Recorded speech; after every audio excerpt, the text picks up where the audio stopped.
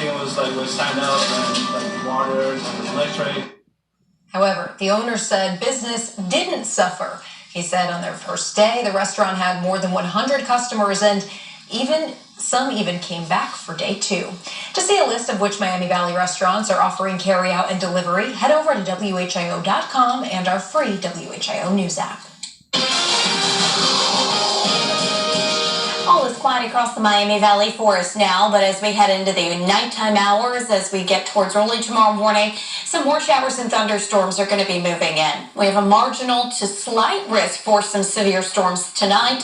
Best chance to see those stronger thunderstorms will be off to our west. Vast majority of us under a marginal risk. Main concern tonight are going to be hail, damaging winds, and flooding. So if you're watching me now, make sure that you have something set, like your weather radio, the WHIO weather app with your push notifications.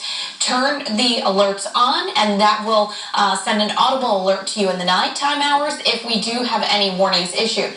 Now, tomorrow that threat increases. We're going to see a better threat for hail, damaging winds, and flooding with storms that move back into the area, especially into tomorrow night. And then there's also going to be a threat that an isolated tornado may form as well.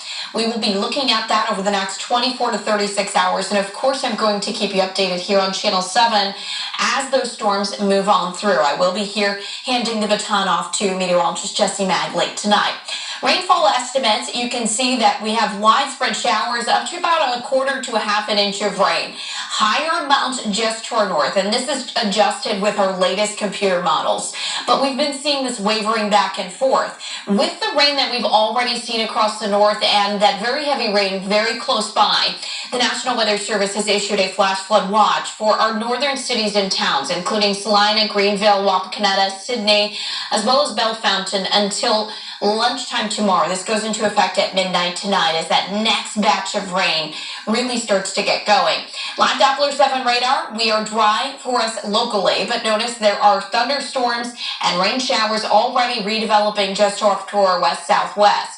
There's a warm front that is lifting northward. We're currently sitting in the 50s, and that front is going to act as a driver for these storms, and they're going to ride right along that boundary.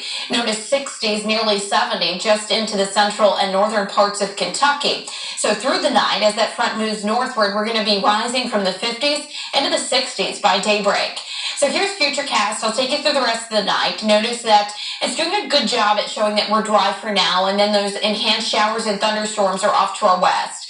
Watch what happens at about 3 o'clock in the morning. It's overdoing it on the coverage, but it does show that we are going to ramp up the threat for those storms in the middle of the night. That will lift to the north as we head into the morning, and then that heavy rain is going to be falling up across the far northern fringe of our viewing area at around 8 a.m.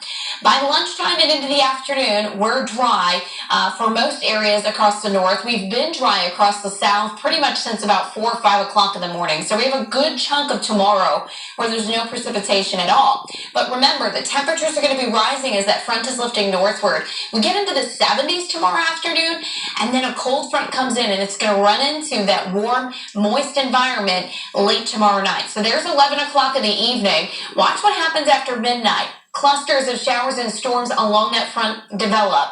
Again, it's during the nighttime hours when many of us are sleeping. So once again, you need the weather radio and the weather app to wake you up if a warning is issued. Those showers and storms will push to the east as we get into early Sunday morning. There may be a return shower for the afternoon as a gusty northwest wind takes over.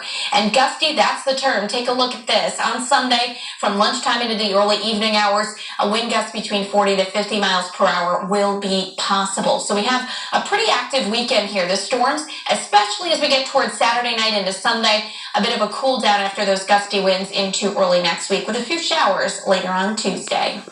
A new report says people could be more likely to catch the coronavirus based on genetics. News Center 7's Blair Miller from our WHIO Washington Bureau tells us how your blood type could put you more at risk.